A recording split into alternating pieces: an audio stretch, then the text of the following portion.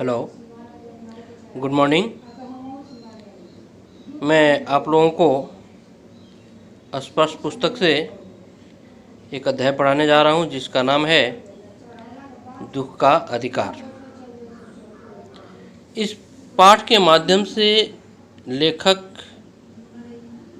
अमीरी और गरीबी के अंतर को स्पष्ट करना चाहा है। लेखक ये बताना चाहता है कि जो गरीब होते हैं उन्हें दुख के दिनों में भी अपने दुख को प्रकट करने का अधिकार यह समाज नहीं देती। जब एक दुखी व्यक्ति दुख प्रकट करता है तो दुख प्रकट करने के लिए भी समय चाहिए।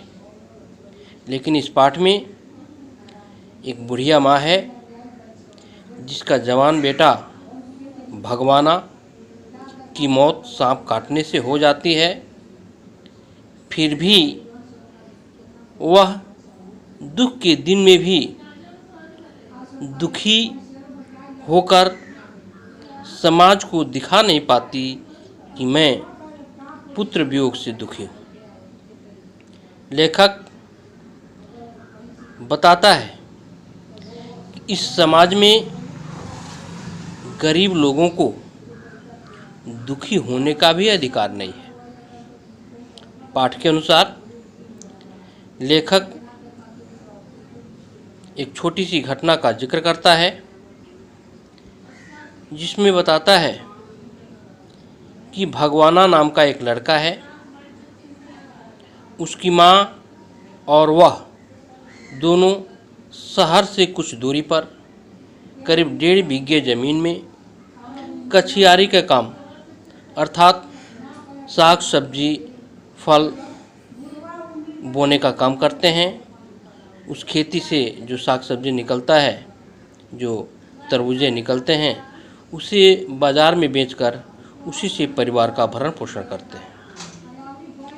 परंतु दुर्भाग्य तब हो जाती है जब एक दिन भगवाना अर्थात बुढ़िया का बेटा भगवाना, जिसका उम्र मात्र 21 साल है, उसकी शादी हो चुकी है, छोटे छोटे 2 बच्चे भी हैं।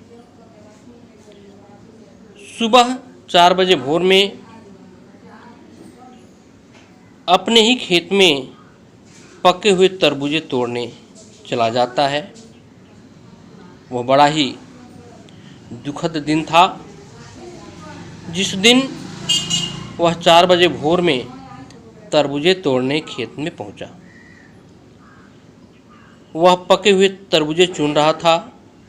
खेत गीली थी, उसमें जो मेड़ था उस मेड़ के अंदर एक सांप, विषैला सांप विश्राम कर रहा था, आराम कर रहा था। दुर्भाग्य से उस सांप के शरीर पर भगवाना का पैर पड़ गया और सांप ने उसे डस लिया, जिसके कारण भगवाना व्यथित हो गया।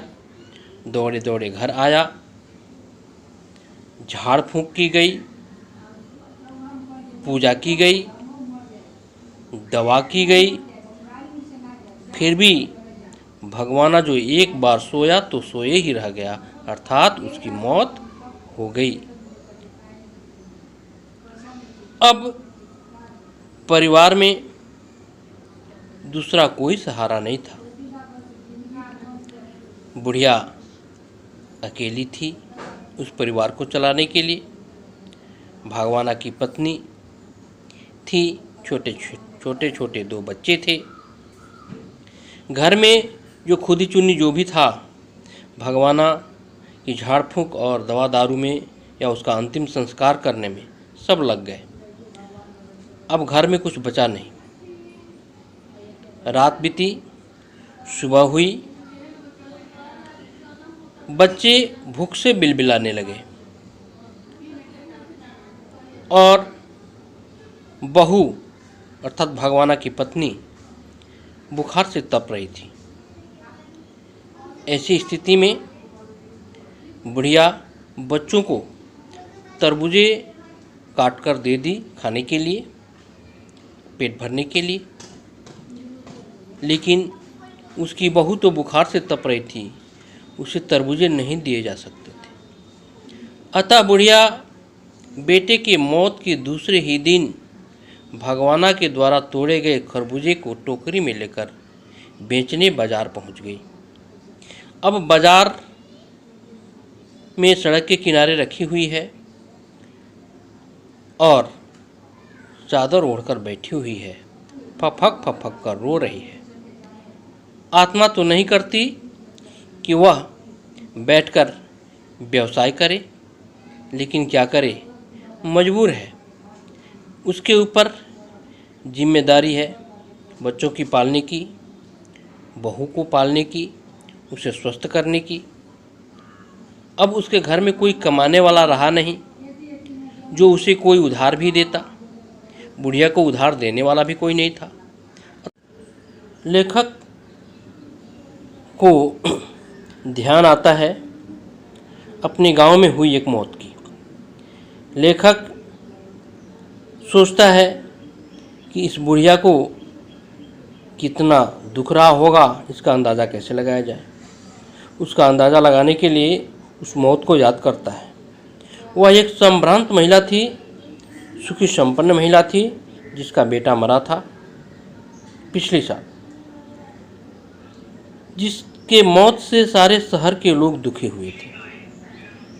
लेकिन दूसरी तरफ बुढ़िया का बेटा मर गया, जिस पर लोग तरह तरह की बातें बोलने लगे, लांछना लगाने लगे। यह सिर्फ अमीरी और गरीबी का खेल है।